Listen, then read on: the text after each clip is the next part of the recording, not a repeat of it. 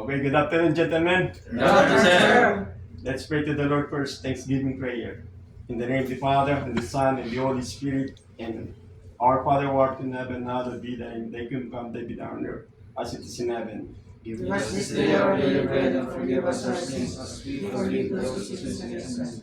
And lead us not into temptation, but deliver us from evil. Amen. Hail Mary, full of grace, the Lord is with thee. Blessed art thou among women, and blessed is the fruit of thy womb, Jesus. Holy Mary, Mother of God, pray for us sinners, now and at our death. Amen. Glory be to the Father, and to the Son, and to the Holy Spirit. As it was in the beginning, is now, and ever shall be, world without end. Amen. May Almighty God bless us, the Father, the Son, and the Holy Spirit. Amen. Okay, gentlemen, duties and responsibilities on board the ship. Master. Master, duties and responsibilities. He has overall command of the ship. He has also overriding authority about safety and oil pollution. He is also the company representative and safety of crew and the vessel. Okay, next, Chief Officer. Chief Officer. The Chief Officer is the head of the deck department. He is the responsible for the cargo operation. He is also the safety officer on board the ship. Okay, next, Second Officer. Second officer in charge of navigation and also a medical officer on board. Okay, next, Third Officer. The third officer is in charge of the life-saving appliances on board. The third officer is also responsible for the documents, for document safekeeping.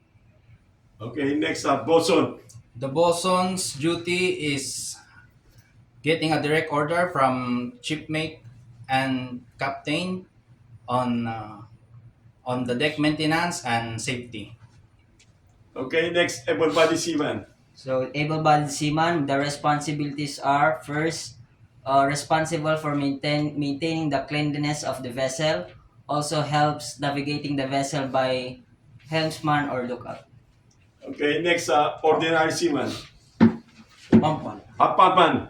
Pumpman, he is responsible for, he's part also on deck department. His duties and responsibilities is to maintain cargo pump and valves. He is also assist chief officer during cargo operation. Okay, yeah. Next, ordinary seaman. OS assist in deck job and assist in cargo operation and mooring operation. Okay, next, Chief Cook. Chief Cook, duties and responsibilities is the main duties and responsibilities of Chief Cook is the preparation of food of all crew, deck and engine officers and ratings. Okay, Also- next, okay, go ahead. Also, maintaining cleanliness of galley and provision stores. Okay. Next, DPA. Designated person ashore, all concerned regarding safety and all crew. Okay, yeah. Next, Deck Cadet. Deck cadet, understudy with the officers and assist chief officer for the paperwork. Future. Future officers.